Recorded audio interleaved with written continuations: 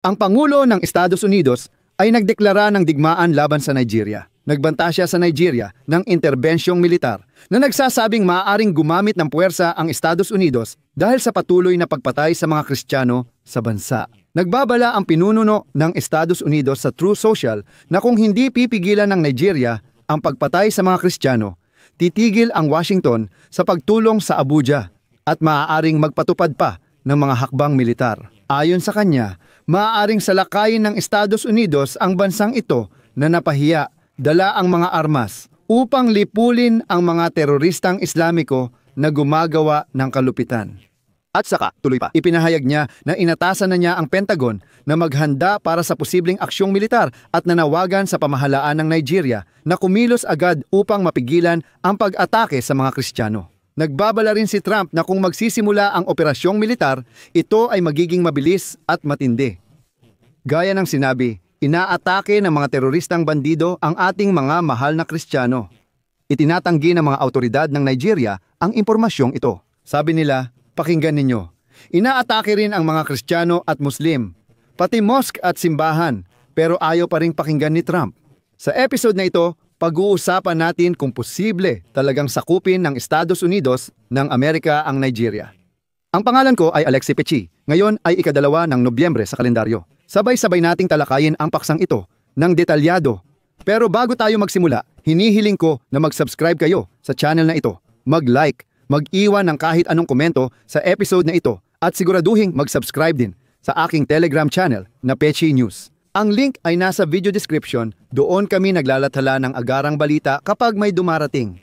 Kung nais ninyong suportahan ang YouTube channel na ito, mag-donate gamit ang mga link at detalye sa video description. Nakasulat doon, suportahan ang channel ni Alexi Pechi. Pumili kayo ng kahit anong format na komportable para sa inyo. Magpapasalamat ako sa kahit anong suporta mula sa inyo. Ipinahayag ni Pangulong Donald Trump na inutusan niya ang kagawaran ng tanggulan ng Estados Unidos na maghanda para sa posibleng aksyong militar sa Nigeria. Dahil patuloy niyang inaakusahan ang bansang iyon na kulang ang ginagawa para pigilan ang karahasan laban sa mga Kristiyano. Madalas nang itinanggi ng Nigeria ang paratang na ito. Ngunit nitong mga nakaraang buwan, ilang ulit nang binanggit ni Trump na may malawakang pagpatay sa mga Kristiyano sa Nigeria.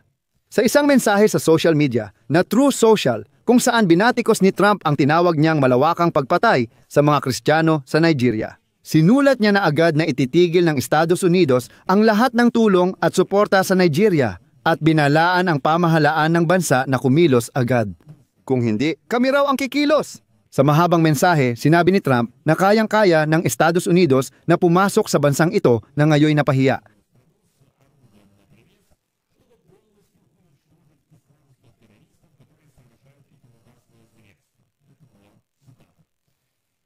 Sa mahabang mensahe, sinabi ni Trump na maaari silang pumasok sa kasalukuyang kahiya-hiyang sitwasyon.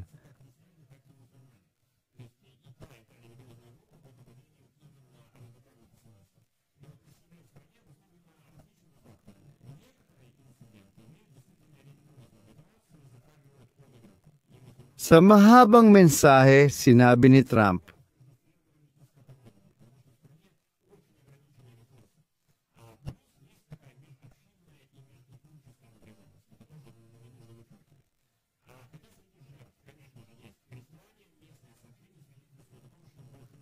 maaaring mapasok sa kahiyahiyang sitwasyon. Sa mensahe, sinabi ni Trump na maaaring pumasok sa kasalukuyang kahiyahiyang sitwasyon.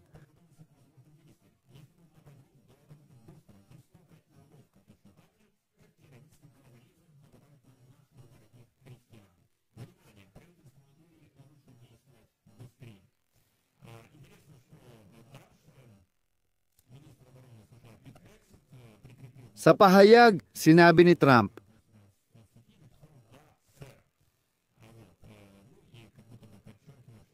maaaring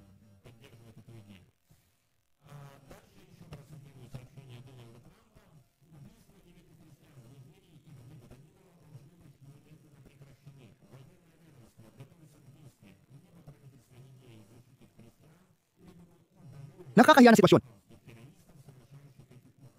Sa isang mahabang pahayag, sinabi ni Trump,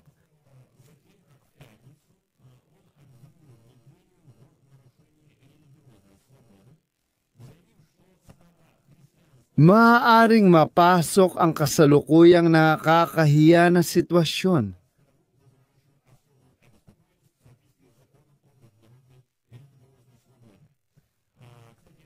Sa isang mahabang mensahe, sinabi ni Trump na maaaring mapasok nila ang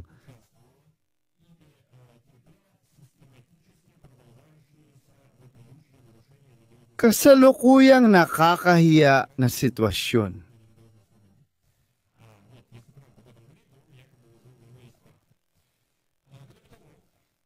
Sa mensahe sa social media matapos ang pagtukoy, bago binanggit ni Trump ang militar, sumulat ng CP si Pangulo Bola Tinubu ng Nigeria. Ang paglalarawan sa Nigeria bilang hindi mapagparaya sa relihiyon ay hindi tumutugma sa ating realidad at hindi kinikilala ang patuloy na pagsisikap ng pamahalaan na protektahan ang kalayaan sa pananampalataya ng lahat ng Nigerian. Dagdag pa niya, nakikipagtulungan ang Nigeria sa pamahalaan ng Estados Unidos at pandaigdigang komunidad sa kriminal na usapin.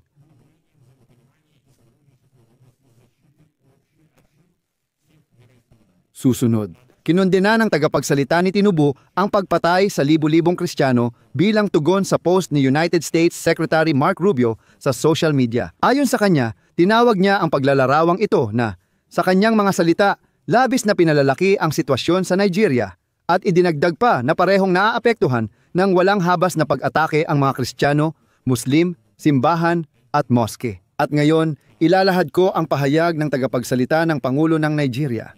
Ang ating bansa ay nangangailangan ng tulong militar mula sa Amerika upang labanan ang mga militante at ekstremista sa ilang mga estado ng ating bansa at hindi ang pagkilala dito bilang isang bansang nagdudulot ng espesyal na pag-aalala. Sa madaling salita, ang ibig sabihin nito ay sinasabi ng pamahalaan ng Nigeria na pakinggan ninyo. Mas mabuti pa sigurong magpadala kayo ng mga sundalo para tulungan kami sa paglaban sa mga radikal na Islamista kaysa ideklara ang aming bansa bilang isang lugar na may ganap na relihiyosong intoleransya at na tanging mga Kristiyano lang ang nabibiktima ng mga pag-atake. Kaya dapat tayong magbantay ngayon dahil si Trump ay laging may matitinding pahayag tulad ng sa Venezuela na sinabi niyang sasalakayin.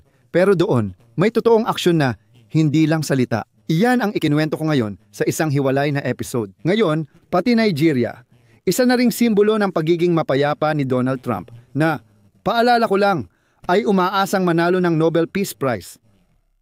Dito ko ilalagay ang tutuldok-tuldok. Ilagay ninyo ang inyong opinyon at mga konklusyon sa mga komento sa ilalim ng episode na ito. Mag-subscribe kayo sa channel, pindutin ang kampanilya at huwag kalimutang mag-like. Iyan lang, ingatan ninyo ang inyong sarili. Paalam sa lahat.